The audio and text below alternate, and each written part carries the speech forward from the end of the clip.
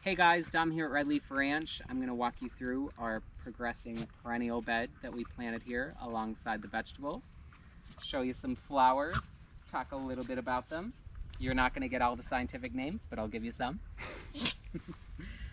In through here we have some beautiful grasses.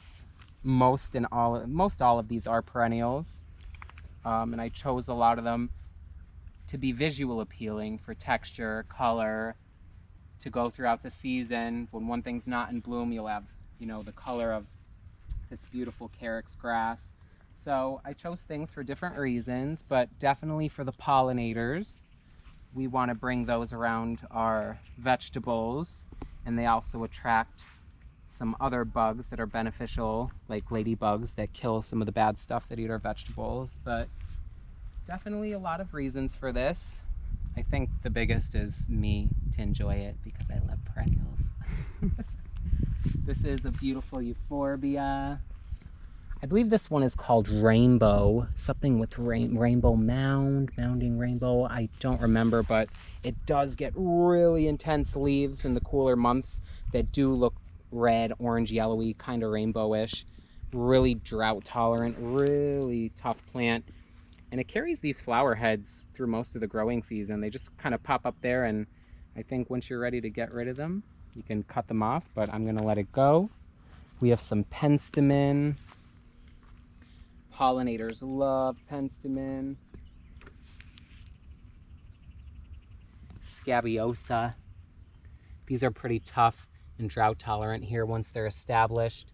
I make sure when I come by here I deadhead, so that it just keeps giving me beautiful flowers. I don't want it putting all of its energy into the seed heads, so this tells it, oh, no seeds are happening, let's make more flowers. And that's what we want. We got pink Majuli grass. It gets beautiful flowers later in the year. It almost looks like soft smoke, pink smoke, so that's great. This is another beautiful red penstemon, another great pollinator plant.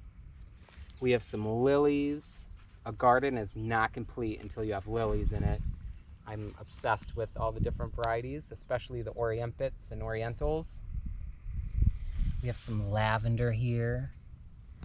We're gonna let this bush up, and then we definitely will start using it for its medicinal properties and herbal uses, such as smell. It smells so good. You can use it in soaps and scents. We have some nice fescue grass here. Gives a nice blue texture to the garden, color and texture. More yarrow. Yarrow's really strong here in the south, very drought tolerant. So I did mix that in throughout the border. Let's see. We have evening primrose that are opened, not in the evening right now, but as the day goes on and it starts to get dark, they do open a lot more, and the bright luminous flowers really stand out in the evening. I did lose 2 trumpet lilies here. The frost, no matter what I did, I could not protect them, took their buds, so next year we'll be seeing that one. And then down here toward the edge, things are still coming into the works, but I have giant elephant grass that gets like 14 foot tall. Gotta have some visual elements in the garden, and it will add some shade.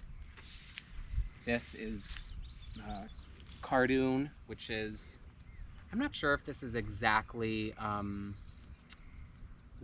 artichoke, but it's related, same genus.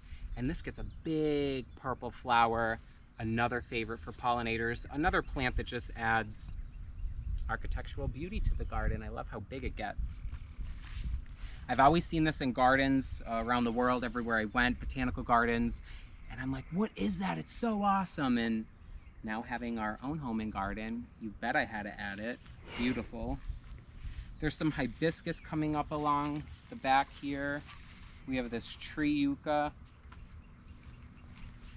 Let's see how these are doing. This is a species, Larkspur, that gets red flowers.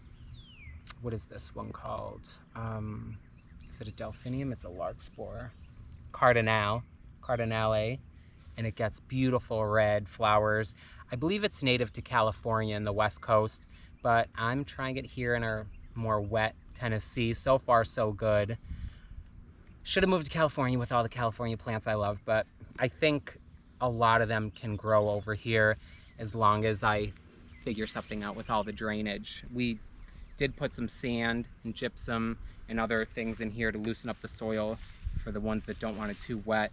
And so far everything's doing really nice, but time will tell.